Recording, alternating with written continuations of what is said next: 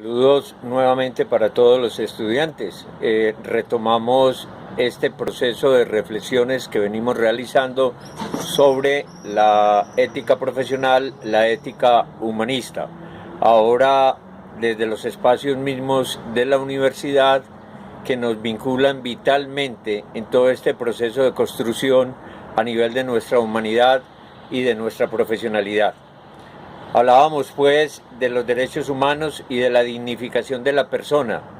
Es necesario que nosotros sintamos, nos enraicemos con todos estos elementos, sintiendo profundamente que toda la realidad y problematización de los derechos humanos toca con cada uno de nosotros.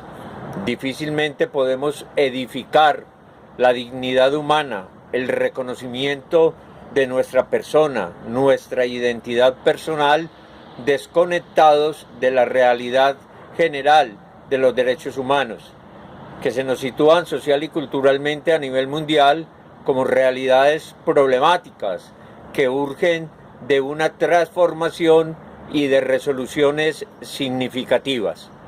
En ese marco, decíamos también el proceso de fortalecimiento que en el nivel de la formación democrática, constitucional, participativa, se ha venido haciendo de la sociedad civil, sociedad que nos convoca a todos, que genera compromisos de todos en la transformación de nuestros entornos comunitarios, sin menosprecio alguno de la Iglesia, que de todas maneras sigue siendo determinante. La Iglesia es constitutiva de valor a nivel de la realidad, especialmente de nuestros países latinoamericanos. De hecho, cuando se realizan encuestas generales, siempre la Iglesia resulta muy bien posicionada, porque todavía tiene un gran margen de credibilidad, dado la tradición y la religiosidad tan propia, tan característica a nivel de nuestros poblados. Digamos entonces también en conjunto, dando argumentos y planteamientos complementarios de esta reflexión ética, que se da una comprometedora conexión entre el desarrollo de la ética y el universo educativo, ya que la primera tiene que edificarse como una racionalización de la conciencia humana, que además nos demanda un amplio dominio del conocimiento, a la vez que la producción y desarrollo de pensamiento significativo.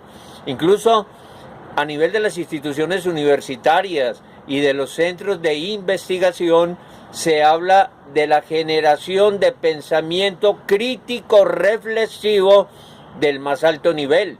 Quiere esto decir que no podemos pensar de cualquier manera, o como todavía hay veces se cree, que basta que sea mi opinión para que mi opinión sea aceptada, sea reconocida. Nosotros tenemos que propiciar y favorecer escenarios de sana confrontación, y la mayor posibilidad de enriquecimiento de nuestras ideas es cuando generamos contextos dialogantes, contextos de diálogo y de comunicación, donde obviamente tenemos que buscar llegar a acuerdos significativos, pero a partir de disensos respetuosos.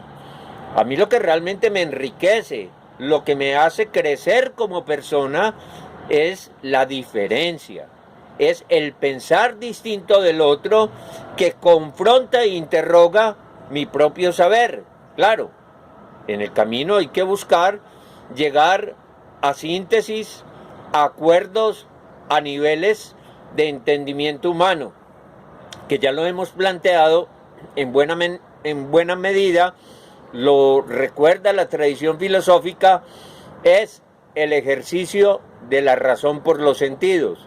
Y ese ejercicio de la razón por los sentidos recupera en nosotros la conciencia humana y el desarrollo del pensamiento.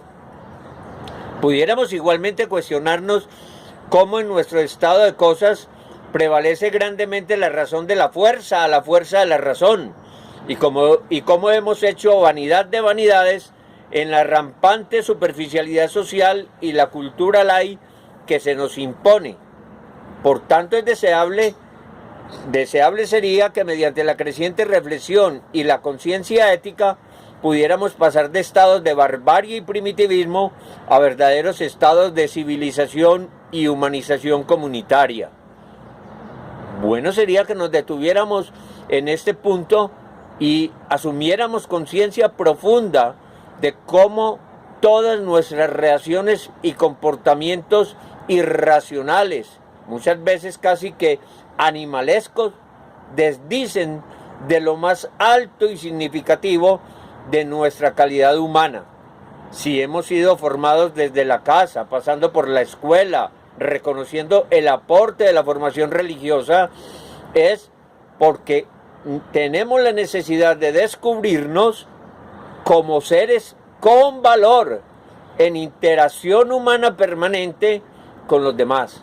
Pero, ¿cuántas veces realmente nuestras actitudes, nuestros comportamientos, nuestras acciones y sobre todo nuestras reacciones terminan siendo incontroladas, incontrolables y prácticamente salvajes? Si nos descuidamos, muchos de nuestros comportamientos nos llevan de nuevo a la era primitiva. No somos seres profundamente civilizados, no damos testimonio de la cultura y de la civilización, no sabemos aprovechar de una manera creciente y valorativa, por ejemplo, todos los aportes y las herramientas que nos ofrece hoy la tecnología. La barbarie y la civilización de alguna manera se conjugan, se confrontan en cada uno de nosotros y en cada una de nuestras comunidades. Pensemos que la ética nos invita a un reconocimiento y reflexión siempre positiva, progresiva y transformadora sobre nuestras realidades personales, familiares, escolares y socioculturales, porque nos formamos éticamente con los valores y problemáticas de nuestra realidad comunitaria. Hablamos de lo positivo, en tanto actitud proactiva y asertiva frente a la reflexión crítica de la realidad y la concreción de posibilidades de cambio sociocultural. Debemos crecer en la sana diferenciación y adecuada complementación de nuestra identidad personal, siendo hombre o mujer, reconociéndonos en nuestras características propias y valorando lo particular del otro género, igualmente que haciéndonos sagradamente respetuosos de posicionamientos y opciones modernas que se inscriben dentro de la denominada comunidad LGTBI, lesbianas, gay, transexuales, bisexuales, intersexuales. Y todos ellos convocan a cada uno de nosotros una actitud profundamente respetuosa. Casi me atrevería yo a decir una actitud obligadamente sagrada en respeto a la dignidad, a la condición, a la realidad y a la problemática del otro. Hablar, manejar discurso, construir palabras, resulta hay veces cosa fácil. Lo difícil es dar testimonio de vida, es reflejar desde cada uno de nosotros nuestros valores y nuestros ideales. Y pongámonos a pensar, ¿qué sería? ¿Cuál sería la reacción? ¿Cuál sería la actitud y la respuesta nuestra, de cada uno de nosotros, si por alguna circunstancia de la vida, alguno de nuestros miembros de familia, dígase por ejemplo, un hijo nuestro, resultara vinculado por sus necesidades vitales a esta comunidad LGTBI? ¿Lo rechazaríamos? ¿Le daríamos la espalda? ¿Acaso no estaríamos en la obligación vital de abrazarlo, de acogerlo, de acompañarlo y de aceptarlo en medio de la diferencia? Cuando las realidades se hacen cercanas, cuando tocan las fibras de nuestra familia, la realidad de nuestro hogar, de nuestro barrio, de nuestro entorno laboral, mi situación personal y afectiva, las cosas empiezan a tener otro color y otro matiz. Y ahí es precisamente donde nos tenemos que hacer consecuentes y de manera real dar un testimonio ético, coherente. Entender que la ética es desde acá una herramienta profundamente transformadora de la vida y un espejo que transparenta de manera real lo que somos, lo que vivimos, lo que pensamos, lo que sentimos. Digamos también que son valores esenciales de formación humanista la confianza y la responsabilidad, siendo la primera clave de relación con los demás y la otra garantía de nuestro progreso y desarrollo. Respétate, respeta y hazte respetar. Ojalá interiorizáramos profundamente este mensaje. Respétate, respeta y hazte respetar. Y para hacernos respetar, no tenemos que irnos a golpes con los otros. Al contrario, la altura mayor de nuestro ser es cuando damos cuenta de la bondad de nuestras ideas, de nuestros sentimientos y de nuestras acciones. Lo que es profundamente válido en los discursos modernos y prácticas potenciales de la responsabilidad social, esta que hemos hecho columna vertebral y pilar del modelo praxeológico de Uniminuto, la que profesionalmente se inscribe en la denominada responsabilidad social empresarial, de la misma forma en que el emprendimiento de corte escolar se tramuta, se transforma, se dinamiza en empresarismo, dando sus mejores réditos, dividendos, logros y ganancias, aunque urja mantener maduramente un equilibrio en la relación siempre manifiesta de costos-beneficios. Ciertamente nos estamos formando, ciertamente tenemos urgencia de salir a producir. Muy seguramente la mayoría de nosotros estamos en la lucha por la subsistencia y tenemos el derecho inalienable a vivir cada vez más en mejores condiciones de vida, incluso en los aspectos socioeconómicos, porque a lo mejor no vivimos con intereses de ganancia máxima, pero tampoco podemos sobrevivir con circunstancias de pérdida absoluta. La relación costo-beneficio, que es un factor de la economía moderna, exige y nos invita a buscar puntos de equilibrio permanente entre lo que somos, lo que hacemos y aquello de lo que vivimos en el ejercicio de nuestra profesión. Correspondientemente también con el ejercicio vital de la ética está la confraternización humana, el reconocernos como cercanos y verdaderamente prójimos, que nos hace próximos los unos a los otros, porque la tentación de venganza, el rencor, el orgullo y el resentimiento nos distancian de los demás. Los otros deben sumar en mi vida y todo acto en su contra, por la razón que sea, con la justificación que queramos dar, le resta nuestra calidad de vida, recordando siempre en el trasfondo filosófico el cuento de la otredad, que nos revela que los otros son el único camino ciertamente válido para llegar al interior y al reconocimiento esencial de nosotros mismos, y en definitiva al de los otros también.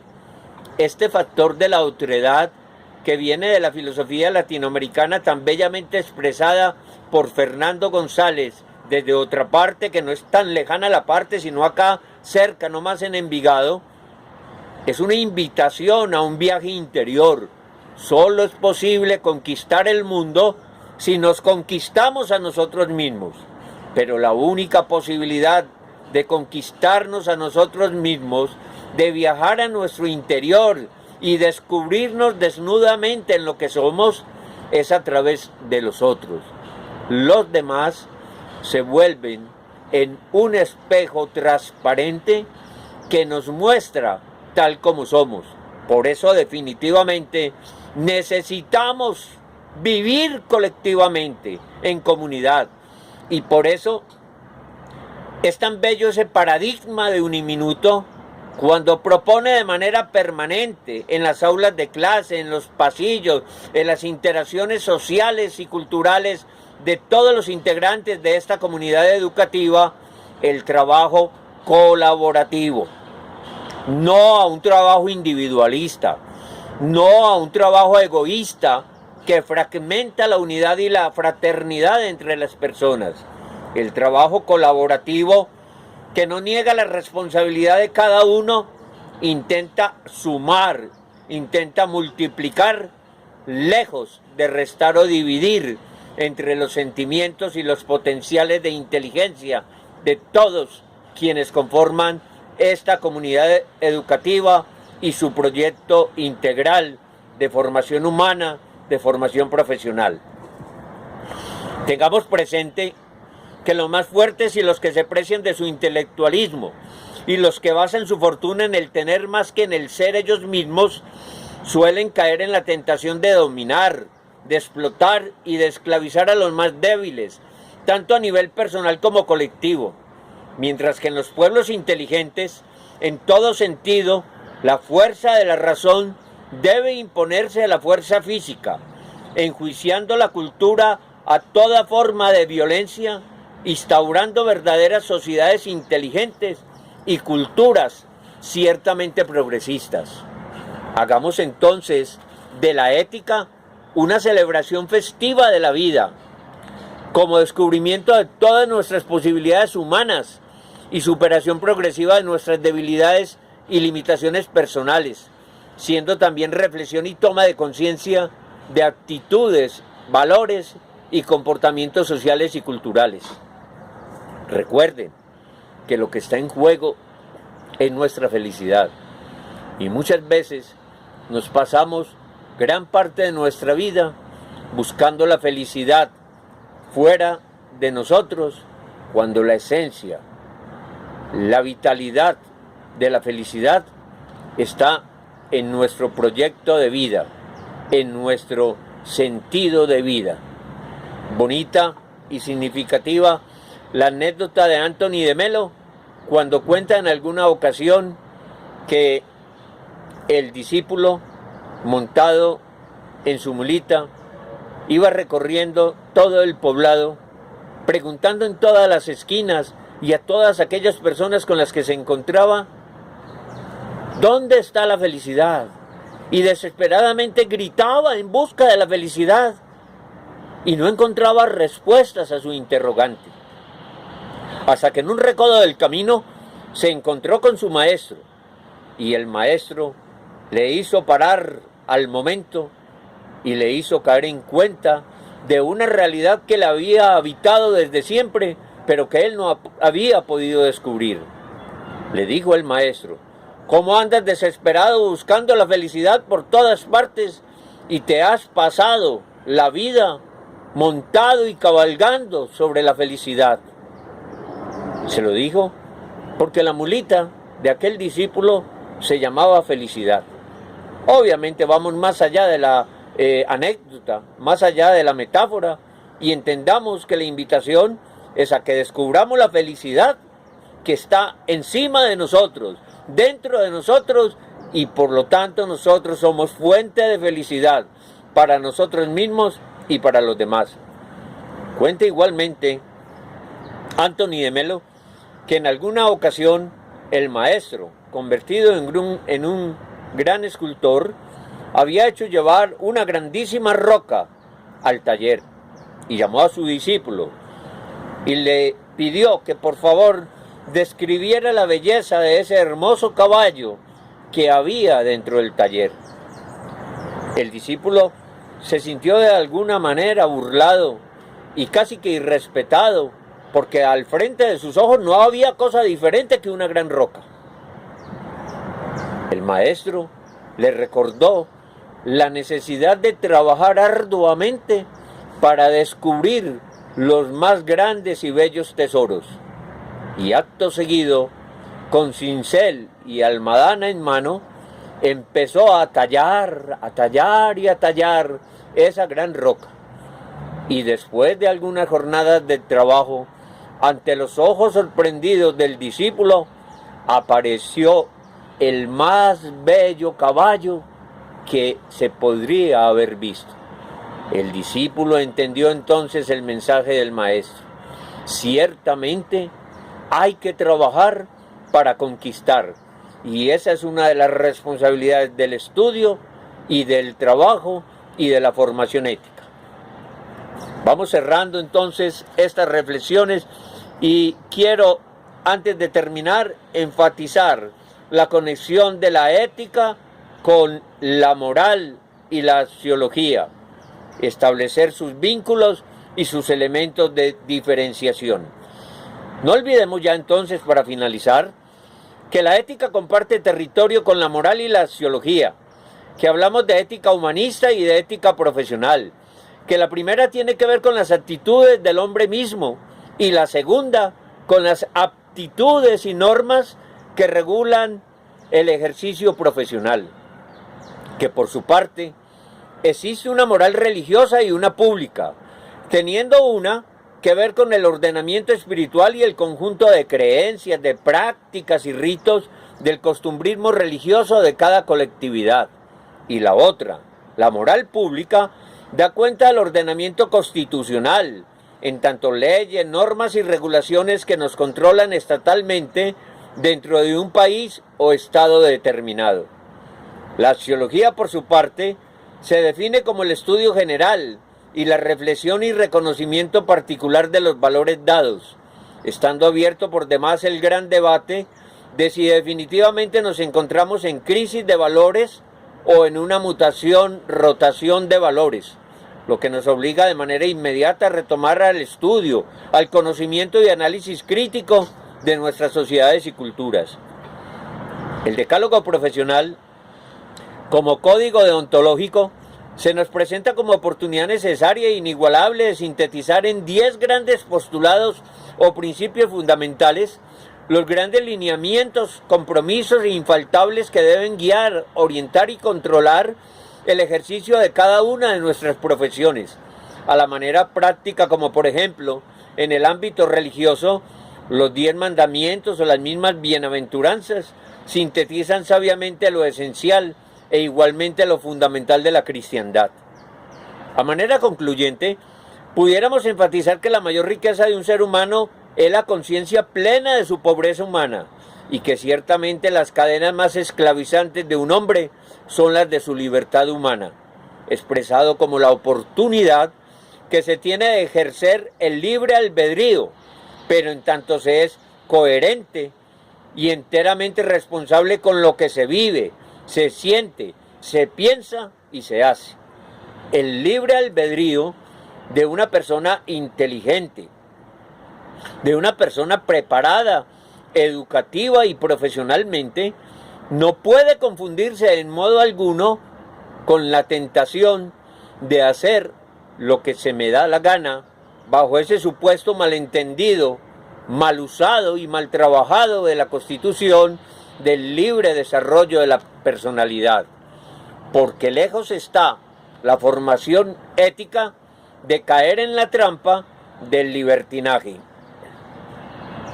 Tengamos por siempre bien presente que una muy buena y profunda formación en ética y en responsabilidad social le dan valor agregado definitivo y percibible al ejercicio de nuestra profesión y a nuestra imagen en el mercado laboral, muy a pesar de los intereses creados del mismo medio. El valor agregado es el diferencial. Y abramos de nuevo un paréntesis. Examinémonos a conciencia realmente cuál está siendo el valor agregado de nuestra vida. Recuerden y mantengámoslo siempre presente que el valor agregado establece una gran diferencia a la hora de lo que nosotros somos y de lo que son los demás. Y las empresas y las instituciones modernas y el Estado mismo está apreciando en sumo grado aquel que se presenta de manera diferente, que tiene algo nuevo, novedoso, significativo para aportar a los demás.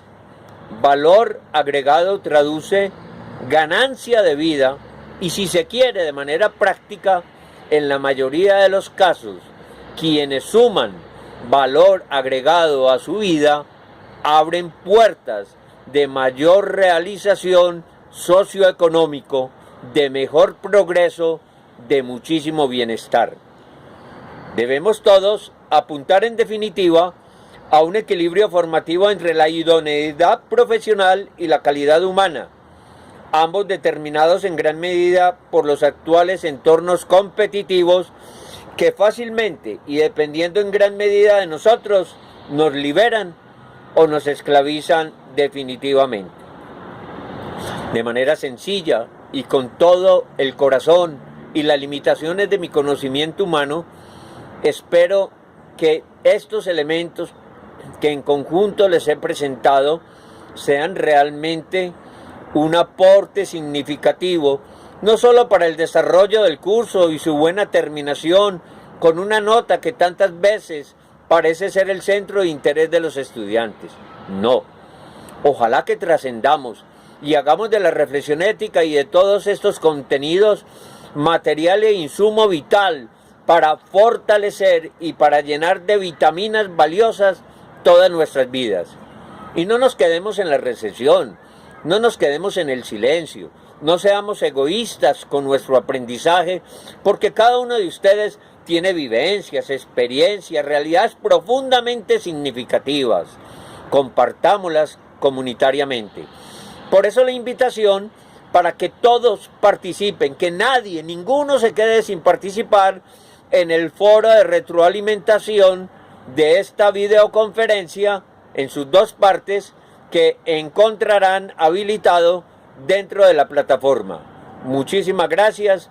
Dios y la vida los acompañe de manera permanente junto a sus familias y todos sus seres queridos.